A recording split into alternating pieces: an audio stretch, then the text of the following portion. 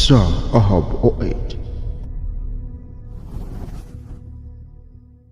In this video, I'm going to show you how to design your online store so it can be more effective at making you money. Hi, I'm Travis with Effective E-commerce, and one of the most important elements that's often overlooked in creating an e-commerce store is the design of the site itself. In this video, I'm going to give you 7 steps to help you make your website design as good as it possibly can be and help make it so people actually want to purchase things from your website. Not just look at how pretty it is, but actually purchase things. Number 5 on this list is probably, scientifically speaking, one of the most important things you can do to help create success. So stay tuned for that one. It's one of my favorites. Number 1, don't make me think. Now, this is a title of a book, but it's also just a great idea and a great concept when you're designing anything to do with your e-commerce store. Now, let me explain this for a second here. If you have the chance, I highly recommend reading the book. It's an amazing book, and it really talks about how to design stuff, how to design sites for conversions. Once again, not so they look pretty. And what the whole premise of Don't Make Me Think is, when people come to your website, if you make them think on how they need to purchase something, you make them think too much and try to figure too much stuff out, they're less likely to buy. The best and easiest way to make a conversion is to make it very easy for your customers. Let me explain this a little bit more.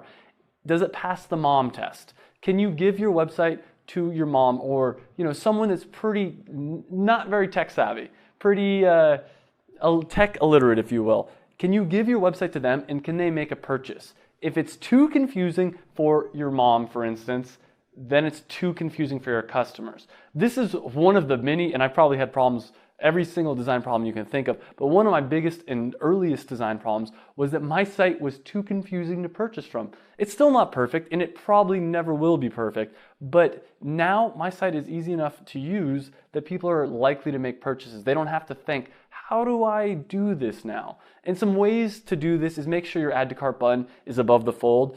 If people need to look at your product page and say, how do I buy this? They're probably just gonna leave. This is the reason why the candy is at the checkout line when you go to the grocery store, because they make it easy. Candy isn't one of those things that you go to the grocery store and say, you know what, you write it down ahead of time, I should buy some candy. But it's an impulse thing that if they make easy for you, you're gonna buy. That's how your website should be. So tip number one, don't make your customers think. Number 2, if you're unsure of the look and feel that your website should have, go to your competitor's website. Chances are, if you're watching this video, you're a relatively new e-commerce store and you probably have competitors. Actually, everyone watching this video has competitors that are doing things better than them. Unless you're Jeff Bezos, the owner of Amazon, there's someone that's doing e-commerce better than you. So go to your competitors, see the colors that they use, see the feel they use. For me, when I was starting my store and I sell dance clothing for people that don't know, I went to other sites that were my competitors and tried to see, what is the feel that they're trying to give off? How do they design their website? Because if I can design my website similar to my competitors who have a lot more money to spend on testing than I do, it's already a validated idea. So that's step number 2 is look at your competitors, see what they're doing, and try to emulate it. Obviously, make it your own, but see what they're doing. Step number 3 is go to websites that your demographic generally shops at. So using my example, I knew I was looking for moms, probably 35 to 55, and I started thinking, what other kind of stores do they shop from? Things like Macy's, Victoria's Secret came to mind. So what I did is I went to their websites and tried to figure out, what are they doing? How can I incorporate the feel, the look, the design of their sites into my sites? And the good thing about this is they're not direct competitors, but my customers are the same customers that be shopping on these sites. And the real key thing to take away is a company like Macy's or Victoria's Secret has huge budgets. I will never have the same budget that Victoria's Secret or Macy's has. So they have a lot of money to split test, see what works, see what doesn't work. And I'm not saying to just copy one of their websites, but if you're new to e-commerce and you really have no idea and you don't have a big budget to spend on a designer, for instance, copy one of your competitors or one of a website that has the same demographic as you. Obviously make tweaks to make it your own, but that is step number 3. Look at other similar related websites to yours for your design. Step number 4 when you're thinking about design is make it personal. Don't make it one of these big box websites. So one of the problems when you're looking at a Macy's or a Victoria's Secret is they're not you. They don't have the same value proposition you do. They're trying to sell to the masses. What makes your site unique and why people are going to buy from you is because you're a person. You want to convey that message. You want to say that, hey, I'm an individual, I know a lot about this field or whatever, but people like to buy from other people.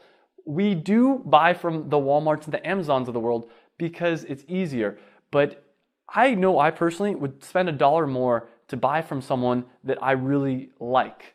And that's the key when you're designing your site, is to make sure that people like you, they feel a connection more importantly with you. And there's a bunch of different ways to do this, but one of them is in the About Us page. You want to make sure you have your image or a video about you. The other thing is have your phone number. There's a lot of different things that you can make it so it feels personal, but that's number 4. Step number 4, make it personal. Step number 5, and this is the step that I teased about in the beginning, and this is probably one of the most important things, and it is backed by science, that you can do to make sure you're successful is just put something up and iterate.